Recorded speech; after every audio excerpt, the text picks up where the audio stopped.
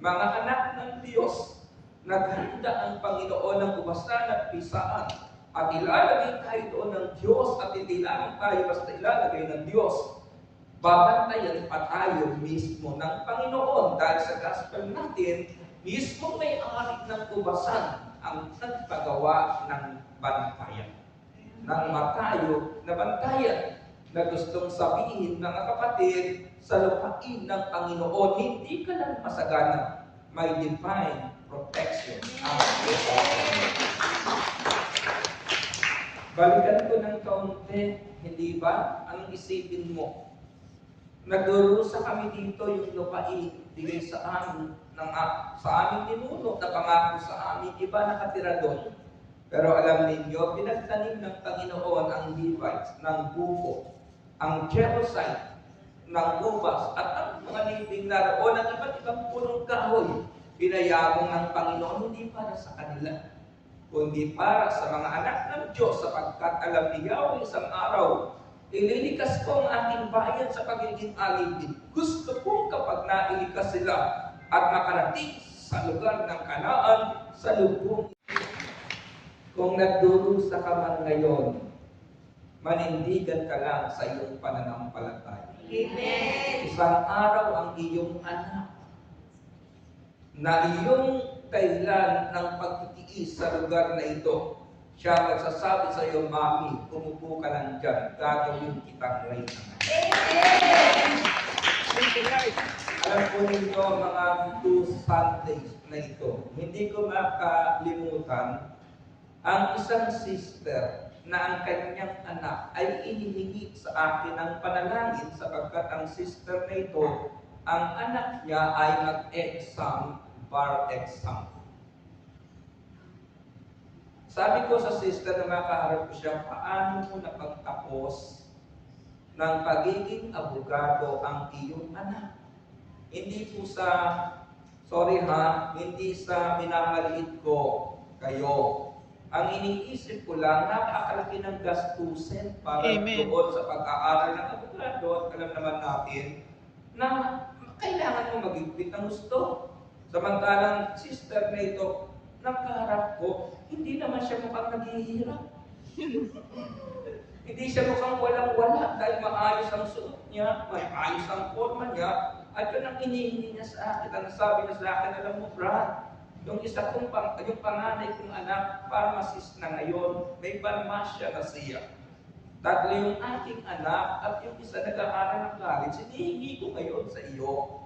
Na yung aking anak na nagtapos ng abogado ay mag-e-exam ngayong araw ng Lunes at Huwebes at Biyernes. Alam nyo, na-amaze ako sa ginagawa ng Diyos sa buhay na. Isipin ko isang sister na aakyat diyan na napakasimple. Ang kanyang mga anak, pagdating ng panahon, kinikilala sa aking lipunan. Amen. Sabi niya, Brad, nagtiis ako, pero nagtiwala ako sa Diyos. At pinatunayan sa akin ng Panginoon, walang nagtiwala sa Kanya na hindi niya sinutong ang buhay. Unang division sa ating outline, mga kapatid, God Himself built the vineyard. Ikalawa, God entrusts the work of His vineyard to men. Ipinagkakatiwala ng Diyos ang trabaho sa Kanyang ubasan sa mga taong Kanyang tinawag. Mga workers sa gawain ito, wag po nating taken for granted ang calling ng Panginoon. Tignan niyo ito. Ako as a preacher, ito yung katuwiran ko. Yung mga taong kinag-counseling natin, binibigyan ng payo, binibigyan ng pasya. Hindi lamang physical na katawan ang iyong kinakausap para sa kanila. Halimbawa, kapag sinabi ko sa sister na mag-diet ka, hindi ako sinunod ng sister. Okay lang yun eh. Bakit? Katawan niya ang kanyang pangangalagaan sa aking sinasabi. Pero kapag pinag-usapan ng spiritual life, mga kapatid, ang salitang binibitawan sa inyo ng mga preacher, maghahalid sa buhay na walang hanggan. At isipin mo, sino ka para pagkatiwalaan ng Diyos na i-guide ang mga tao ito sa buhay na walang hanggan. Hindi mo ba pasasalamatan ng Diyos na nagtiwala sa iyo na ihatid sila sa buhay papunta sa Kanya? Kaya mga workers, hindi natin dapat baliwala and taken for granted. Hindi mo pwedeng sabihin, ay tinatamad ako ngayon, nagpalit na lang ako. Ang tumawag sa iyo, maghahatid ng buhay na walang hanggan. Hindi lang maglalaman ng laman ng iyong bulsa. Hindi lang magbibigay ng katabi sa higaan mo. Magbibigay sa iyo ng buhay na walang hanggan. Kaya kung pinagkatiwalaan tayo ng Panginoon, gusto kong sabihin ng kapatid, hinahanapan tayo ng Diyos ng Kanyang pagtitiwala sa atin. Ang ikatlo, mga kapatid, ikalawa, God entrust the word of His vineyard to men. Ang ikatlo, mga kapatid, God expects fruit from His vineyard. Ito ang batas kung titignan niyo ang kalinhagan. Kaya binibigyan ko po kayo ng historical background, mga kapatid, at yan ang title ko, The Demands of God's Goodness, kasi ito yung usapan ng panahon iyan sa bayang Israel. Sabi po ng Leviticus, chapter 19, verse 23 to 25. Sabi dito, pagdating ninyo sa lupain, ibibigay ko sa inyo. 3 taon kayong hindi kakain ng bunga ng mga punong tanim ninyo roon. Sa ika-4 na taon, ang mga bunga nito ay hahandog ninyo sa akin. Yung panahon binabanggit po ng Panginoon sa gospel natin ngayon na pinapunta niya ang kanyang mga utusan para hingin yung parte at yung kanyang anak ika-4 na taon sa mga Hudyong ito na alam nila na yun ang binabanggit ng talinghaga. May kaparte ang Panginoon na ibinigin sa kanila sa aklat pa lamang ng Levitico. Mayroon kong hinihingi ang Panginoon. Sabi dito, pagdating nyo sa lupain, ibibigay ko sa inyo 3 taon kayong hindi kakain ng bunga ng mga punong tanim ninyo roon. Sa ika-4 na taon, parte ng Diyos, ang mga bunga nito ay ihahandog nyo sa akin.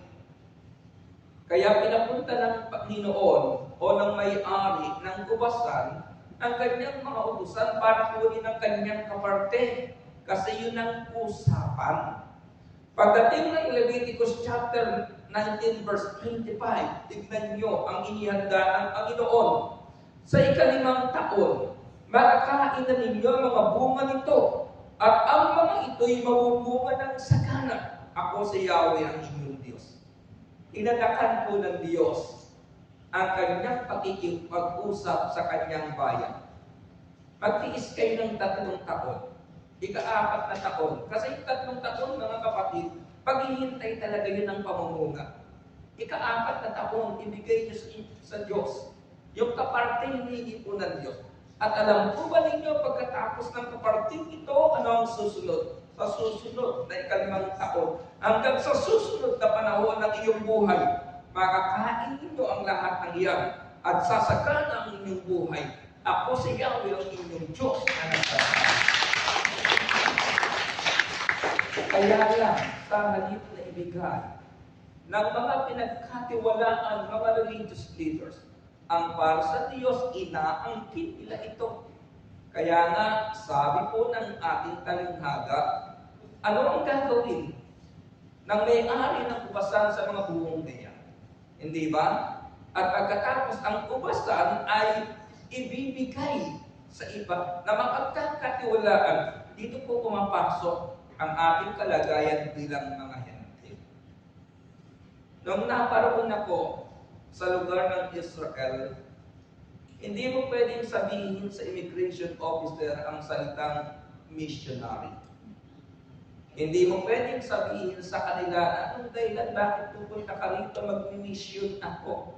Kasi ang sagot daw nila, ayon sa mga nauna sa amin na hindi pinatuloy, kapag sinabing missionary, ito ang kanilang katwiran. kami ang bansang pinili ng Diyos, sa amin kayo magmimisyon.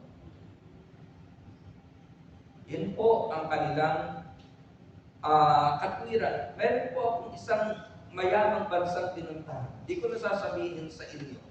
Pero meron po akong nakausap na medyo kilala at may mayaman sa bansang ito. Ito ang sabi niya sa akin, mahirap ang inyong bansa. Maghahatid kayo sa bansa namin ng prosperity. Payamanin muna ninyo ang bansa ninyo bago kayo mangaral sa amin.